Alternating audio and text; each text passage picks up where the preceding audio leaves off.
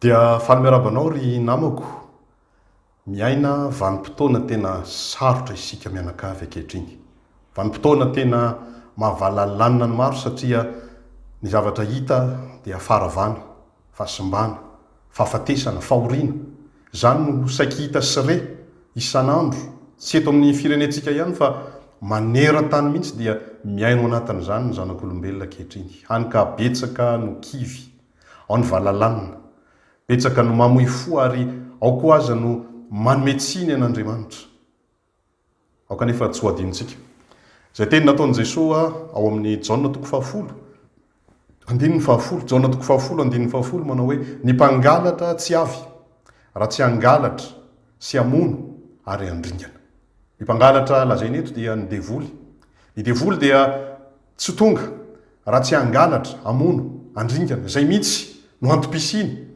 Tsy misy zavatra hafa ataony ankoatra ny mangalatra sy mamono ary mandringana, ary zany no ahitantsika ny zavatra maro zay tazany masontsika, reny sofintsika, iainantsika isan'andro ankehitriny. Tsy milaza akory hoe ny fahafatesana rehetra dia avy amin'ny devoly, na ny aretina rehetra dia avy amin'ny devoly, fa ny devoly kosa dia manararoatra, tena mpanararoatra izy, manararoatra ny zavatra miseho, manararoatra ny fotoana rehetra mba hahafahany mangalatra, mamono sy mandringana, hany ka rava, potika, simba ary feno fahoriana izao tontolo izao. Ary misy ary hoe ateo no manjary manome tsiny an'Andriamanitra. Fa saingy izao kosa ny vaovao mahafaly. Ny vaovao mahafaly dia mbola amin'ny Jaona 10, andininy 10 ihany. Toizan'i Jesosy izy hoe ny mpangalatra tsy avy raha tsy hangalatra sy hamono ary handringana, fa izaho kosa hoy Jesosy avy mba hananany fiainana sady hananany be dia be. Jesosy tonga mitondra fiainana, mitondra fiainana be dia be, zany hoe fiainana tonga lafatra, fiainana misy fiadanana, misy fanantenana ho an'izao tontolo izao.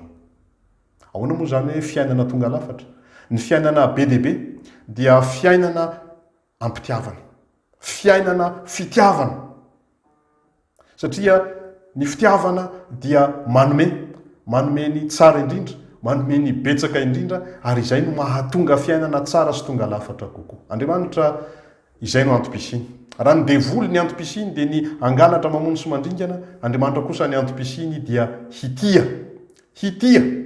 Hoy izy ao amin'ny Jaona 11, andininy 12, fa toy izao no nitiavan'Andriamanitra izao tontolo izao.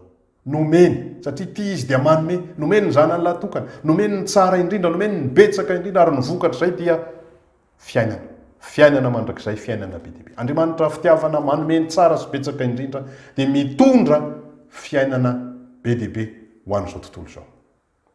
Rery havana no afatra ho antsika izay mpanaradian'i Jesosy Kristy, ho anatrehany izao zavatra miseho izao, ho anatrehany izao zavatra mitranga izao. Izao sy ianao dia antsoin'Andriamanitra hitondra fiainana be dia be. Zany hoe hanome ny betsaka sy tsara indrindra, hanandratra fitiavana.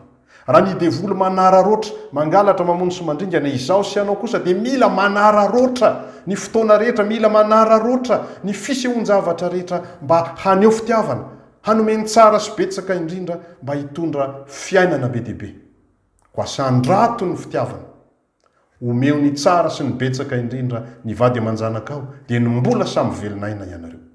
Asandrato ny fitiavana ka omeo ny tsara sy betsaka indrindra ny fianakavianao, dia ny samy mbola velon'aina isika. Asandrato ny fitiavana ka omeo ny tsara sy betsaka indrindra ny mpiarabelona, dia ny mbola samy velon'aina. Asandrato ny fitiavana ka omeo ny tsara sy betsaka indrindra ity firenena ity, dia ny samy mbola velon'aina isika. Asandrato ny fitiavana ry havana, araroto ny fotoana, araroto ny zavatra rehetra, asandrato ny fitiavana.